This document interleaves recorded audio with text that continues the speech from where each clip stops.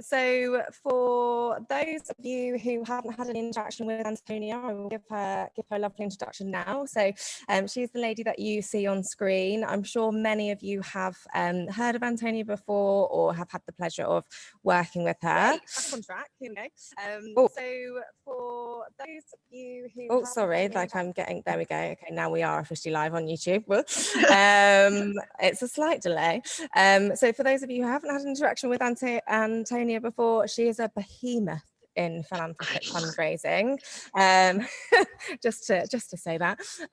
She is currently at the Royal Marsden, where she is spearheading the £70 million Oak Cancer Centre appeal, which has been incredibly successful. And many of you should be aware of the rise of the Royal Marsden Cancer Charity over the last kind of 5 years. It's gone from a reasonably traditional hospital charity to kind of groundbreaking in a lot of the work that they do, which is excellent. And then prior to that, she was at Cancer Research and leading on the Create the Change campaign, which raised 100 million. So or more than that, but that was the appeal target. Someone once said to me about Antonia that you meet with her and before you realise it, she's got you signed up to something, or she's managed to get an ask out of you that you don't even realise what you've done. Then you come out of that meeting and you go, gosh, how did that happen? So she's an incredibly talented fundraiser, and will be sharing her expertise with you today and thoughts on what will be happening across philanthropic fundraising as we move forward. Antonia, I've probably missed something. Do you want to give us, I guess, a little bit of an overview of your team at the moment and what happened pre-COVID? Yeah, absolutely. Slightly embarrassing, Ashby, but thank you very much. You are very kind. So, and for me, thank you to everyone for joining this. Really happy to do this with Ashby, who is also, I think, brilliant. I've always loved working with Ashby. She didn't pay me to say that, absolutely. So in terms of the Royal Marsden Cancer Charity and my team, I head up our philanthropy and partnerships team. So that's major donors, trusts, corporates, and our special events, high-end, high-value fundraisers too. And we have been on a big period of growth over the last 4 years, a lot of that driven by our capital campaign for a new building at our hospital in Sutton. We are up to 62 million against a 70 million pound target. So just as the lockdown hit, we were so close, and we were, like everyone, things were going pretty well, but we were sort of near the end. We were thinking about what we do next in terms of capital campaigns, but then obviously everything has changed with COVID-19. So we in a good place with warms of major donors, trusts, volunteers, some special event supporters. Investing in corporate, that's an area of growth for us. So like some of you might be at the place where you're really trying to push your new business in corporate, and that's interesting and challenging in the current environment. So that's a bit of a summary of the team. And in terms of the charity, we support the hospital. I'm sure you know Cancer Hospital, we support across all areas of its work. I just want to say before we go into it that this is an unknown world for everyone, including me. So I definitely don't have all the answers, and we're all learning and adapting. So I'll be really interested in what you have to say on the chat. I've been doing various catch-ups with different people myself, some other hospital charities, and each time I talk to people, I learn. It gives me ideas and things for us to do. I am conscious that I'm working for an NHS charity, which obviously at the height of the pandemic, we had a bit of an advantage in terms of it all being about the NHS. But I strongly believe, firstly, that major donors and everyone, corporates, that some of them are a bit bored of talking about COVID and they want to hear about other causes. And we all have stories to tell, and we all need support. And so we just have to find the ways to tell those stories. So in the new world, horrible phrase, sorry, but it is a new world and a new normal. So if you take one thing from our presentation today, I think it's that to keep that enthusiasm and energy for going out there and proactively building relationships and fundraising and telling your stories with our philanthropic partnership high value audiences. Yeah, no, there's definitely hope across the market. I think people are starting to feel that now. There's a lot of changes still to come, but the message out of this is there are things to be done. So just before we go into slides, Antonia, you've actually reminded me I should have probably introduced myself for those of you that haven't worked with me before.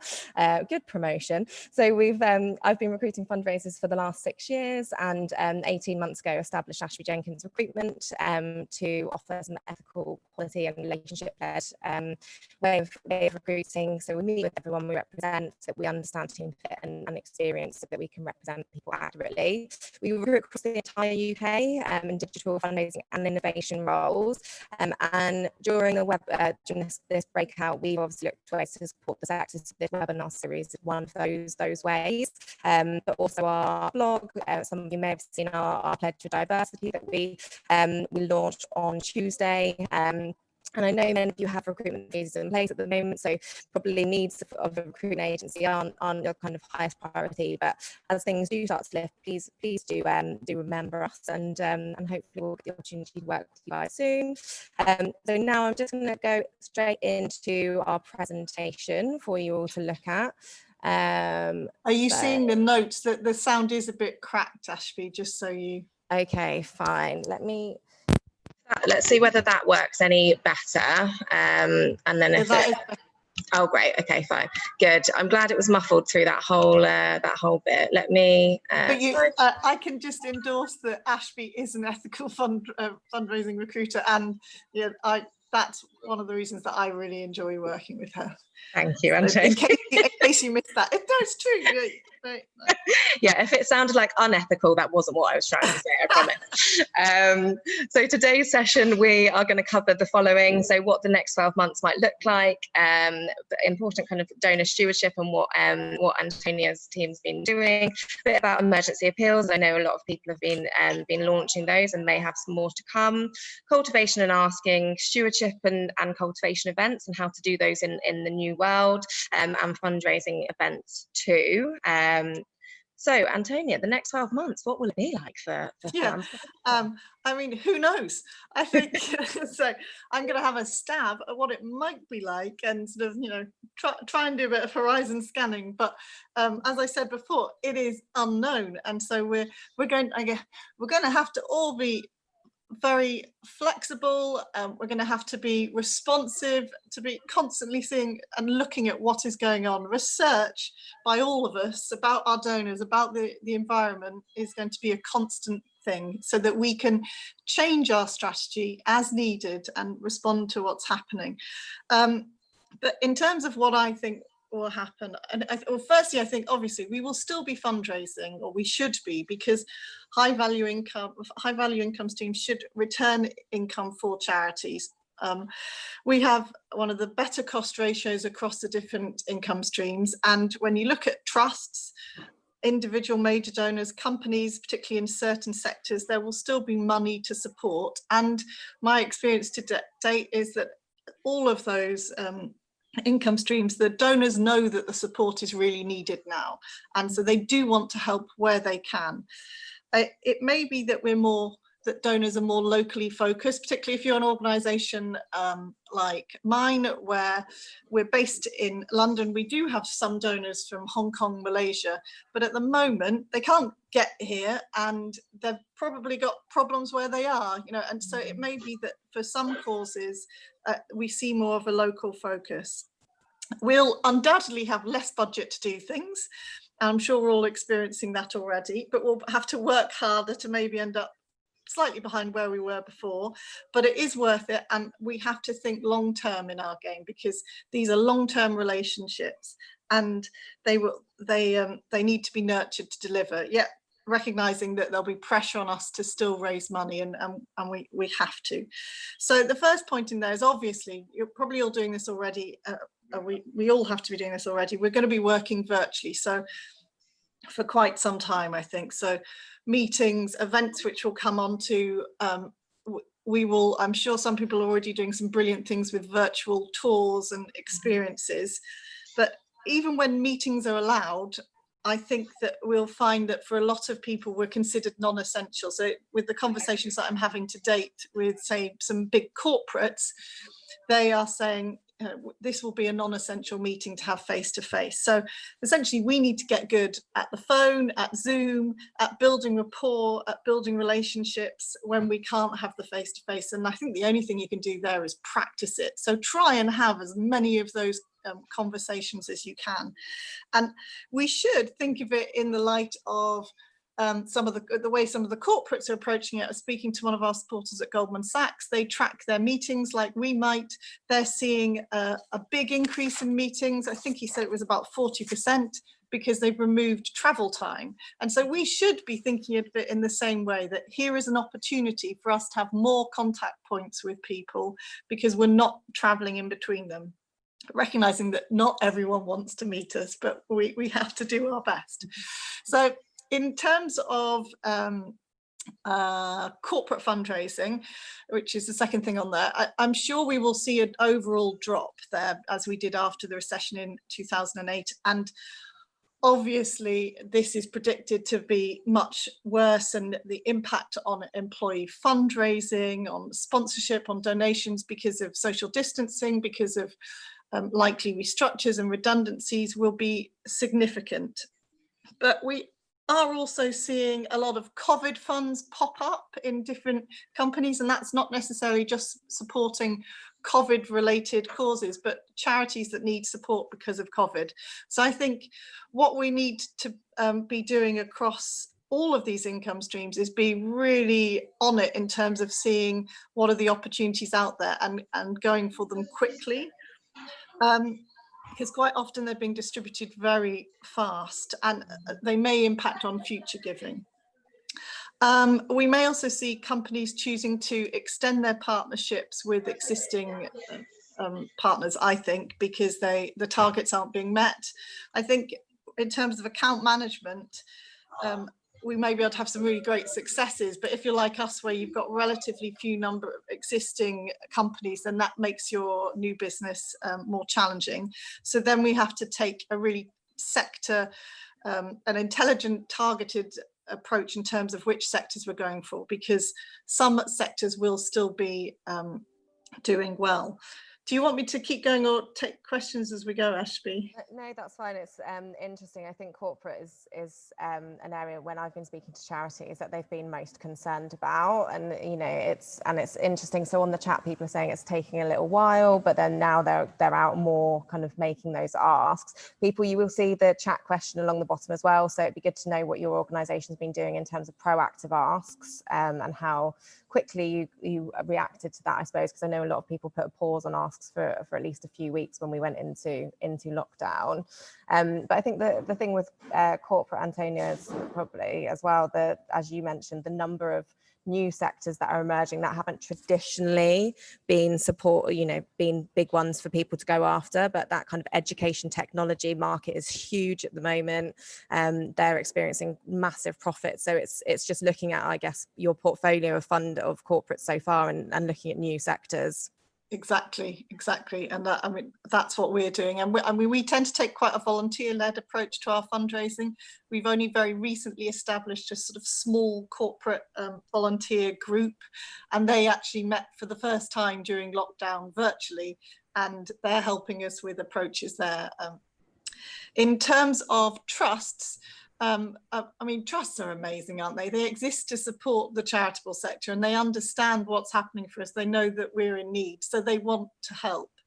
And there you are also seeing funds for COVID. So again, you need to be on it and looking out for them and talking to your existing trust supporters, but also be looking for new trusts when you may fit. At the same time, others, I spoke to one last week who's supporting us. They give away about 1.5 million a year, and they've decided they think that as a trust, rather than doing COVID things, they need to support some of that medium long-term work that charities are, their core work, because they see that everyone may go off there and actually the charities need it for the core activity, which is amazing. So we put in an application to them last week for some core work that is not about COVID. We're definitely seeing a relaxation of criteria with quite a lot of trusts. Some are going into their reserves more in order to have help. I've had that feedback from people too. That does mean that I'm sure their investments have been hit in many, they will have obviously been hit in many trusts. So it may be there are implications for next year, that if they give more now, there'll be less available in the future. So I think with all of it, we need to be on it now, with trust corporates in particular. With major donors, I think I've put their mixed picture, definitely a mixed picture. There are always philanthropists who are doing well. There are, there are people in certain hedge funds that have hedged this well and are actually making money. But there are many major donors who may be seeing the share prices in their businesses fall through the floor, or are just incredibly distracted because they're really busy trying to keep things afloat. At the same time, others of my major donors who are retired have a lot of time on their hands, and they are sitting at home and they are very happy to chat, and they want to support. They see this, they've seen various ups and downs in their life. They know that they have money to help, and they want to be in touch and hear what's happening with you. And I would have thought that in general, we will probably see major donors being a bit more cautious about long-term commitments because of the uncertainty and multi-year commitments, but overall knowing that their support is needed. So we have to treat them each as an individual, and if you take a volunteer-led approach, which I'm a big advocate of, if as much as possible you can have people across different sectors, that's really going to help you in all of these areas. Do you want me to stop, Ashby? No, that's great. I was going to say, I think it's really it's reminding ourselves, isn't it, that just because we're in a sector that is being heavily affected by this, in a negative way currently, although innovation is through the roof, it's not everyone's pitch is that way, and it's reminding yourselves not to have an insular perspective of what the market's like, when actually there are people that are winning out of this situation, and also the people that are winning, or the companies that are winning, aren't going to be talking about it for fear of, I guess, rubbing it in people's faces, for want of a better word, that they're doing really well. Just because they're not active saying we're doing brilliantly doesn't mean that there's not hope for them. So making sure that you don't let your own circumstances influence your decisions to make asks. Yeah, and as we always should do, but even more so now, you need to, do your research before meetings, get the insight from people who might know the prospect or the donor well, and then I'm opening up meetings in a really questioning way, acknowledging it may be a tough time. You don't know what the health situation is, you don't know what their economic situation is, but let them speak and tell you what's happening. And personally, what I'm finding in some meetings is they might start off with telling you how dreadful it is, which is completely understandable, but by the end of it, they have maybe agreed to introduce you to 3 people who could potentially help you with specific things. But how you approach those meetings is even more important. You just need to be really cognizant of you don't know what's happening for people. And the last thing is on there is special events, which we talk about a bit later in the presentation. So I won't go into great detail now, but it's immediately you think there's no way there's any money in this. Social distancing, this has destroyed special events. But what's impressive is that we're already seeing some real creativity and innovation. And I think our sector, amazing in this, we'll see great innovation over the coming months. And this is where we have to be really creative about what else can we do. We can't recreate exactly special events and what they offer, but is there something else? Because the people that do those events will also still want to support. Yeah. So can we find a way? Yeah, and Kirsty's just written on there, she's from Independent Age, hi Kirsty, that they've just launched a new grants fund for small charities working with older people. So if we've got any fundraisers that work in trusts and foundations that work for that, then that's a good one to look into. So on to stewardship. Yes, so a stewardship. So normally you would, when you're talking about major gifts and high value fundraising, you start with the cultivation. Whereas I think where we are now, we need to start with the stewardship and looking after our donors, and that needs to be the first thing. So this is just a really little low budget mobile phone video from one of our nurses, which we'll just play. Okay, fine. This is where all of us at the Royal Marsden, thank you so much for your generous support. Food donations have really been a lifeline at the end of a long shift, and we can't thank you enough. Wonderful. So that we have done a lovely nurse there. So we've had an amazing outpouring of support in terms of gifting kinds for the hospital, and food and money and all kinds of things, care packages. And so we've had a lot of people to support, to thank for that kind of support. But not just that, we want to keep thanking and involving the people that have been supporting us for a long time, even if they can't support us right now because of their personal circumstances. So we're all under pressure to raise money, and we have to raise money, but we also really have to keep our donors close to us through this crisis, and we have to think long term about the relationships that we have. And the way to do that is definitely to always have donor care and stewardship at the forefront. So this little film is just one of many little films that we did, both bespoke and more general, for people that have supported us recently. And it's cost no money, because probably loads of us have no budget now. It is just a mobile phone, and it's just so that we have something in addition to the written reports, the emails, the phone calls, little videos to send to people with your zero budget, to say thank you in a different way.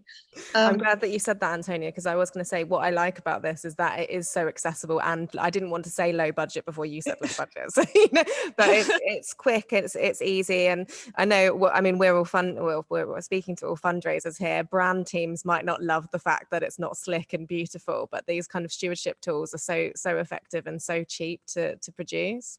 Yeah, and it's the reason that our supporters are supporting is because of the impact on our beneficiaries. So that's what they want to hear about, and they don't care that it's not slick and amazing in that way at all. So don't let money stop you from saying thank you a lot. In terms of more broadly in sort of stewardship, donor care, what we're also doing is just lots of requests for meetings with existing donors and volunteers. As I said before, sort of asking for insight. I'm asking in every meeting what's happening in their world, in business, in the other charities that they support.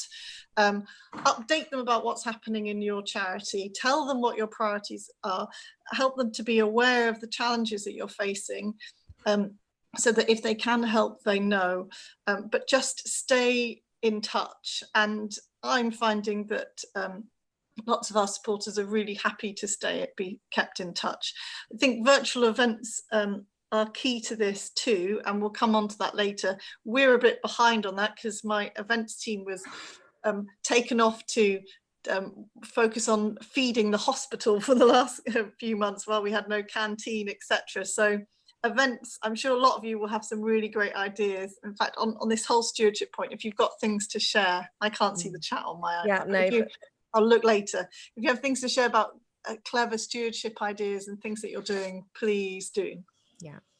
No, great. And so coming on to, and Lydia, just to acknowledge your point around companies, we'll come on to that a little bit more later on. But so emergency appeals, Antonia, so talk us through what happened with the Marsden. And yeah, so first thing to say is there are probably people on here who are incredibly experienced in emergency appeals, and I am not.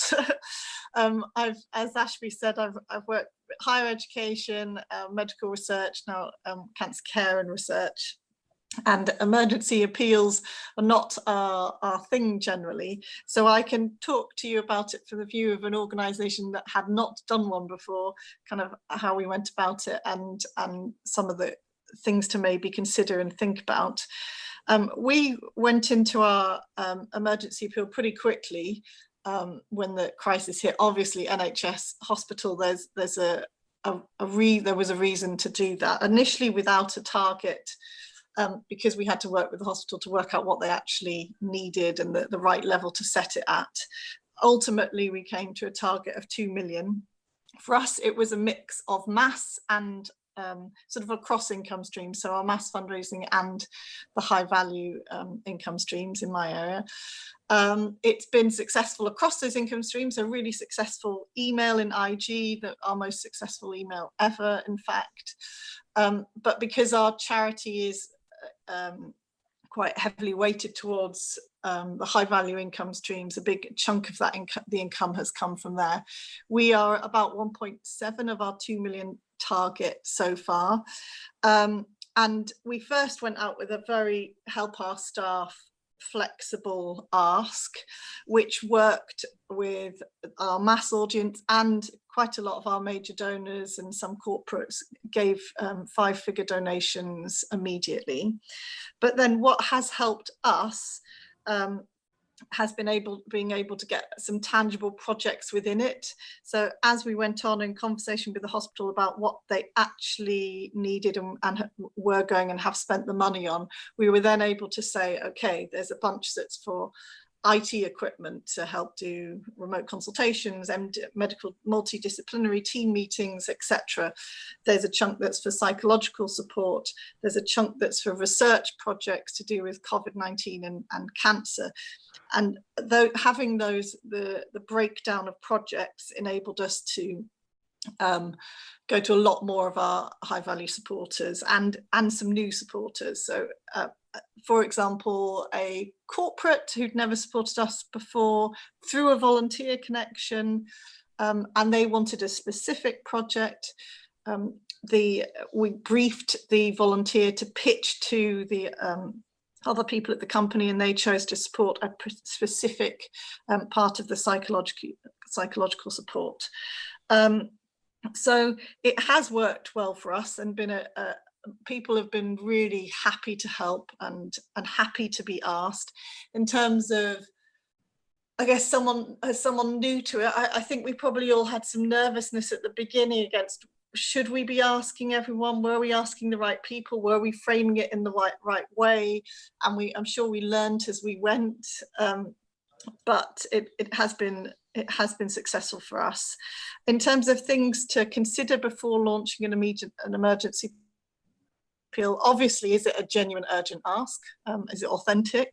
This is a contentious one, isn't it, Antonia? Sorry, yeah. Because so many organisations that have a big reserve policies have still gone ahead with emergency appeals, which is, I guess, as the longer the impact goes on of COVID and we see that really hitting fundraising, it makes sense in the long term, but it's difficult to ascertain that urgent ask. Yeah, and we have reserves too, but then we're all being impacted by the fact that our community fundraising is falling through the floor in many areas.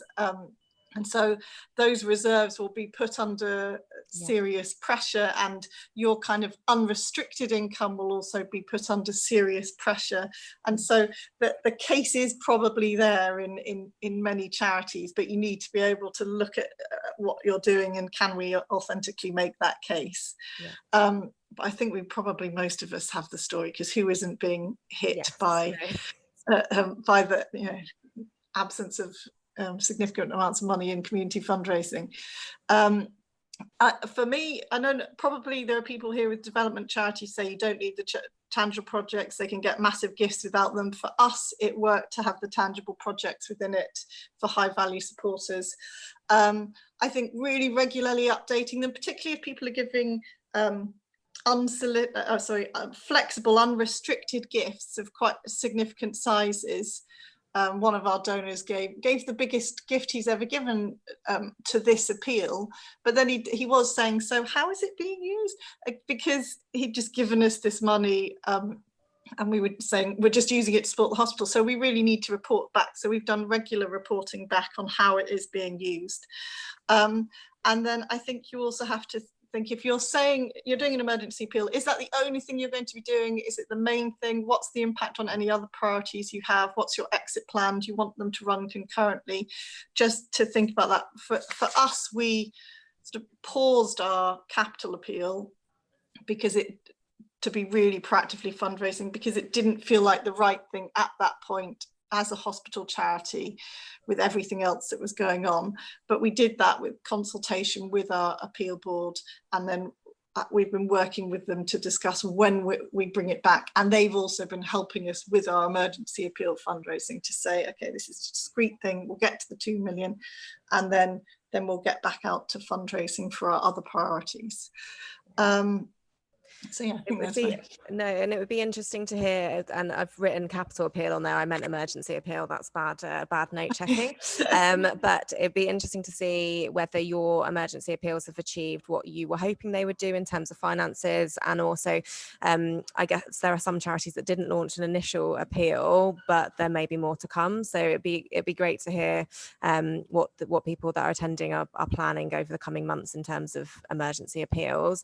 If you've not done one, we actually have a blog on our website as well about this. We spoke to a lady called Rosie who had been at the British Red Cross for years, running their kind of their emergency appeal. So it's worth having a little look at that blog if you've not done one already. She's going to know a lot about it. Yeah, she will know a lot, but you don't know a lot about it. But oh, great! Someone said that they've raised 3 times the amount of what they needed, which is amazing. Amazing. So, which charity are you from, Kirsten? If you don't mind saying, we can all have a little look at you guys.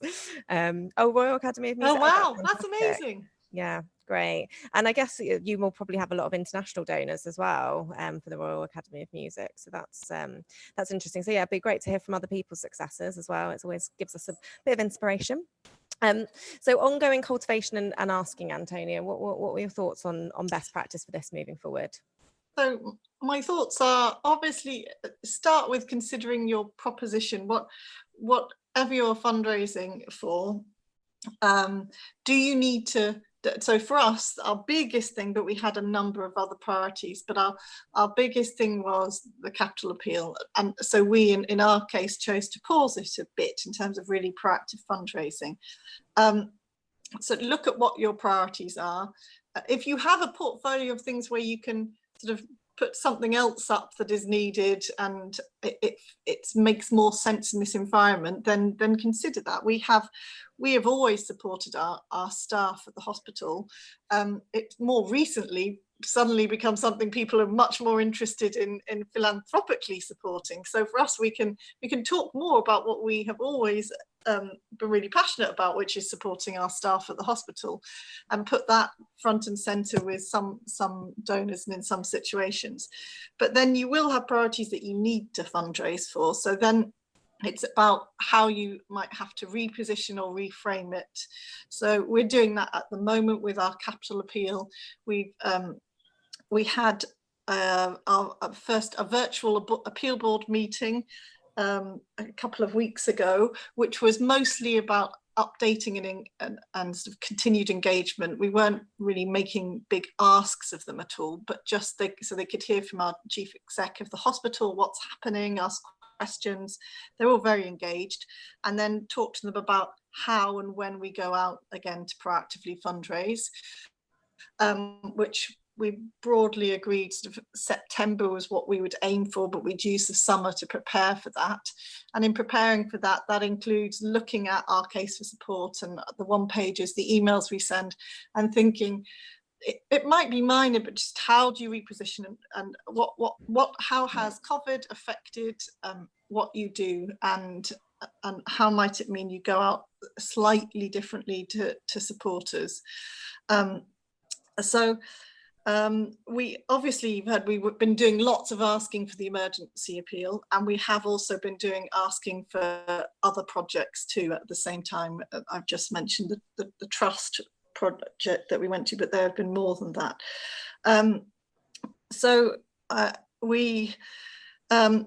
I think the key for me is you have to keep going, but you start with who your warmest donors are and who your volunteers, if you have them, are. If you don't have volunteers, then say, who are your warmest donors? Who is most passionate about your organisation? And can they help you with your fundraising? Because the challenging bit for us will be getting to new donors in particular. So with some corporates and trusts, we may be able to go to them because they've got a fund, there's a way to approach. But if you're talking about major donors, going completely cold to a new major donor, that could be more challenging. So I think ideally introducers are really key, and as I said before, I won't repeat it, but being really sensitive and informed about how you open conversations, how you frame the ask with people. I think we can expect that it may take longer, that there might be longer cultivation periods if you're having to do it virtually, that the ratios might change. You might have to ask more people, new people, in order to get yeses, but we absolutely shouldn't be stopping making approaches, and we're not, and we are managing to engage with some new people virtually. Right. Yeah, because I think when you're so used to working in a way where you always meet your people in person, like it's several meetings, it's all of that, to then go to get used to building rapport via screen is really tough. Yeah. We always used to meet people in person. Now we've moved to screen, and it is that making sure that people stay in your mind, that you understand that you take that extra time to build rapport, and for people during interviews at this point, if people are job searching and things like that, it's reminding yourself to make that extra time to ask questions and build that level of rapport. Yeah, absolutely. And you can still, hopefully, depending on for us, it's clinicians, nurses, others who we might bring in. Normally we would do tours of the hospital, can't do that at the moment, no visitors. But at the beginning, there was absolutely no time to involve anyone clinical because they were too busy. Now they have a bit more time, and virtually it's less of a commitment to do, say, a half-hour meeting. So we are starting to do introductory meetings or update meetings where we bring in a clinician virtually with a supporter, a few of those, but it's early days, and we have to recognize it's harder than being able to say here is the hospital. Yeah, no, great. And just as we've been talking as well, there's a couple more people that have put that their emergency appeals have gone really well. So one raised doubled the amount, which is great. That was West London Zone. So yeah, I think that's a lot of the charities, and I don't know if you're finding this, Antonia, but where they forecasted it in terms of what they expected the loss to be, it's not been as bad as that, which I think is promising for everyone to take hold of. Yeah, I think that's true, because I think that I watched some of your last webinar with Catherine, and where she was giving all the Blue Frog research about donor intention to continue giving and even to give more. And anecdotally, that's definitely supported by my conversations where people, they know that they're needed, and they know that our causes really need their support. So we tell the story, and people will support and are supporting. So that should definitely give us hope. Yeah. And encouragement to continue. Sounds a bit like that old age phrase, isn't it? Like, if you build it, they will come. If you ask, they will give. Yeah, exactly. Great. So moving on to kind of the cultivation and stewardship event side. So I know that you've kind of referenced this. So do you want to start with the kind of the things that you've been seeing? Yeah, so I'm more learning from others who've been doing lots of it, because as I say, our events team been off feeding the hospital staff, which has been a whole exercise in itself, and also hospital in crisis, hard to get the attention of people to do some of our events, but I've talked to quite a lot of my donors about what they're going to, and I've talked to others about what they're doing, and we have to, I think, our sort of the virtual briefing event, virtual panels, Q&As, things like that are popping up all the time, and actually are engaging with some really significant donors and I think we have to think of them differently. They're not kind of 3 months away with a long timeline to invite people to them. I had one donor the other day who was saying, don't give me something that's 2 months away. I want to know it's 2 weeks away, because I don't know what's happening 2 months away, but I can put something in at short notice. I'm finding the same with meetings, that people, you'll say, will you meet? And they say, yeah, how about, Friday? Oh, okay. People's diaries are working in a different way. So we have to do our events to shorter notice periods. I think regular, simple, just Q&As, engagement type opportunities. I know we do a kind of hospital charity get together, and Adam Brooks sounded like they were doing their charity some great stuff with different briefings where they had, one might be in the world of the ICU, one was a doctor, one was a nurse, different. They'd had 3 or 4, and they were managing to get some really significant donors, billionaires even, to come along to their virtual events. The same for UNICEF. They've done a lot of virtual events and briefings. I know they're planning a virtual not site visit, project visit, which sounds really amazing. And so we've got our first one coming up with our CEO and clinician, but I want us to do a lot more.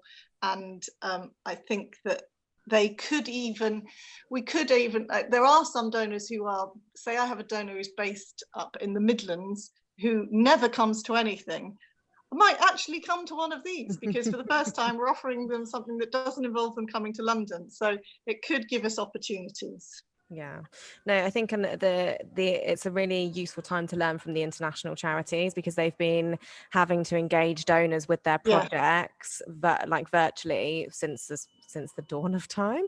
That's other than the kind of annual flights that they can offer and actual visits, virtual has been a great way of stewarding them. And I just included Guide Dogs for the Blind on here. So I mentioned them at one of our previous webinars. They were doing tours of the puppery, which is also, it's not the right term, I know that.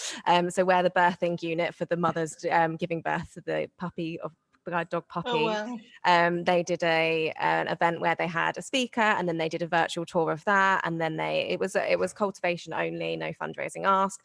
Opportunity International's a really interesting one as well. So they have actually managed to get royal engagement with one of their virtual events. So they had Princess Anne host a kind of virtual cultivation event, which was great. They've done project visits kind of virtually as well.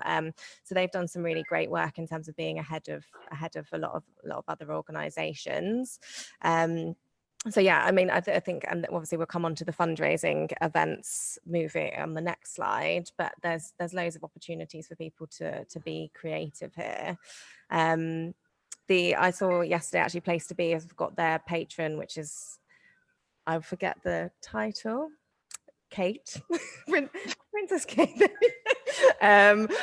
She did a message which they posted out on LinkedIn and on their social media, which is great. So obviously not an event, but a way of engaging their high value patrons and supporters to kind of increase interest. On the income generating event side, so I think you know more about Impetus, don't you, and what they did, Antonia? Well, what I heard about it was from someone who was on the board, so obviously not the charity, which obviously sometimes could be a different perspective, but they had apparently raised 1.5 million, and with corporates paying £10,000 for a table, but being able to invite as many people or a certain number of guests to it. I understand they had a film with Tony Blair. They had a certain amount of production. And they also got some major donors, because for them it's their big fundraising event of the year. But as it was explained to me, it generally raises more in the sort of 800 to $1 million range, but actually raised more this year than they normally raise. And the person I was speaking to from a sort of donor's point of view said some of them actually enjoyed it more. That they quite liked that it was sort of, I think, an hour and a half, 2 hours or something, rather than the whole evening. And I thought was quite interesting, because we all think, oh, we just can't create the feel of a special event, but they were kind of like, yeah, fine, here, have the 10K, we'll take our corporate spot, and they raised a lot of money.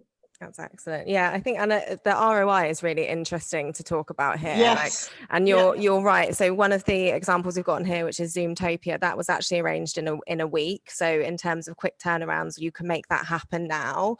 So Zoomtopia it was in the US, and raised money for the World Health Organization, raised over £20,000. They charged us £25 for a ticket, and had live performances on there, so that people had interactions with musicians and stuff like that, which which was great. That was led by a committee. So, you know, if you've got event committees in place that are sat twiddling their thumbs at the moment, there's ways to get them engaged. It's just a slightly different way of working. And then Gosh did a great event as well, which I think raised £36,000 in total. So a lot of these will be raising less than they would normally if they were in person, but the cost and the time to organise is greatly reduced. And then Women for Women International. So this event they do each year. This was the first year they did it virtually. Normally it raises 240,000. This year it raised 96,000, but really good return on investment. A lot of people involved. I believe they got a corporate sponsorship as well for this event. So, you know, your option to still get sponsorship for things involved in virtual events are still there. So if your corporates are not, or the employee engagement can't happen as much, but they're reasonably sound financially, changing your ask to corporate sponsorship for virtual and having their branding available for the guests to see is a useful alternative to be able to offer. Yeah, and some companies will be looking at fun things to offer their employees, won't they? That they've got all their employees sitting at home and the problem with morale and connection. And so if you can get the offer right, there will be a place for it. I think we'll get better and better at this. I'm very interested to see where we end up and the sorts of things that come out, because the ROI, and also if you can get a committee to really commit to it, then they can achieve interesting things, I think. Yeah, no, completely. I think there's, you know, and team building is a really useful thing to touch on there. You know, we have loads of products across the sector, like the Million Makers and things like that, that engage corporate partners. And yeah, if you've got any of you have furloughed staff in your organisation at the moment or have been furloughed, you'll know that it's a little bit isolating from your charity. So if your events team is able to put on something that's a team building event that they can charge for, it's worth looking at, because I think a lot of companies will be looking at doing that moving forward. So Antonia, the response from your supporters, so to kind of buoy people, I guess, into knowing they can ask, here's a couple of things you've had back. Yeah, so the first one, I'm really sorry that I can't help now, but you were absolutely right to ask. I was really buoyed when I got that, because like I had asked him, and like a lot of people probably, I was a bit nervous. It was right at the beginning. Should we ask all these people? How should we do it? And he has a lot of other charitable commitments, so he couldn't help, but he said that, which I thought, brilliant. And then the second one was a trust where we had deliberately not asked, because they are already supporting something else with quite a big donation. But she came back and essentially said, I know you're not asking, but we'd like to make more money available so that we can, which again should show us the importance of going out and asking and doing it sensitively, and we will get good responses from our supporters, and it will help with us building our relationship too if we do it in the right way. Yeah, and I think that's the thing that have come out from the charities that are doing well, and fundraisers generally that are incredibly successful, is it's the relationship. It's relationship. You know, I think in terms of, not to embarrass you again, Antonia, but in terms of the way that you build your relationships, they're very genuine. And I'm saying that from a supplier perspective. So if I feel that way with you, I can only imagine what your major donors feel like. And it's people, we are still going back to that age-old thing of people by people. If you aren't just constantly going out for asks to your donors and you're building genuine relationships with them, this is the time that you can tie people up for life, because in times of crisis, they will remember how you acted with them. You've just made me think of one thing, Ashby, which I didn't mention, which if this has offered us an opportunity to ask quite a lot of our major donors to support us in other ways too, not through money. So in getting the tech for the hospital, one of our major donors helped us get it faster and at a reduced price. Another major donor is helping us transport care packages, because they've got a lot of vans and things that were available for use. We've asked people for advice on different issues, because we're in, new times and everything. And it's been very good to go to people with something that wasn't just, please, can you give us money? So if you have other ways that they could support you, then do go out and talk to your major supporters about things other than just pure financial asks. Yeah. Great. Okay. And then, so we've just included a few useful links here, which I will send round to you so that you can read a bit more about the things that we've mentioned on here. Now, I know, Lydia, I said that we'd come back to your corporate partners. So Lydia basically said corporate partners, they're struggling to get any response from them because so many of their staff have been furloughed. I know that's a tricky one because you can't force them to come back to you, but any kind of tips that you would give for getting around that, Antonia? I'm in danger of sounding like a broken record, but if you can get senior volunteers that can help you in some way, or major donors with connections, that's the way we're trying to do it at the moment, if you can't go direct. But also if they're just in a really terrible time as a company, they may not be the right one to go to unless they've got a specific fund. But we've done it with some of the ones with specific funds where we've gone in and found senior links to at least find out who the person is and get the contact details. And that probably, there was maybe about 3 that I can immediately think of where it's been a volunteer connection that got us to the right person. And then maybe not necessarily a lot beyond that, but got us the person and in the conversation, and then it's fine. So see if you can find other ways. Yeah. And I suppose look outside what we've known so far. Now there's a completely different landscape. So look outside of, we're used to seeing those big retail partnerships. We're used to seeing those big airline partnerships. Look outside of that and think, like I mentioned, education technology, I'll repeat myself as well. But those markets that we've not considered before because they're tech or they're startup or we don't understand them. Gaming. Gaming, Well. like they're going through the roof, Yeah. I guess look at what you're now doing in your spare time that you wouldn't have done before. I don't know how profitable puzzle companies are at the moment, but I guarantee it's more profitable than they were last year. So looking at those kind of, what are you doing? And those companies are going to be better off than the ones that you're no longer engaging with. Any other questions from people? I know we've got a couple of minutes left, so if there's anything else about your programs or anything else that you'd want to ask, please do so. Antonia, just from me, in terms of emergency appeals moving forward, do you, and I know you've said you're not an expert on this, but do you think there's still room for charities to continue to go out to make another ask if they are finding themselves in a difficult position financially?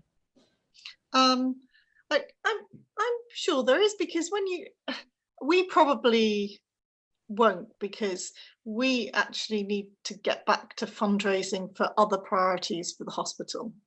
And so we're less going to be going out just saying just support us and more support these specific things.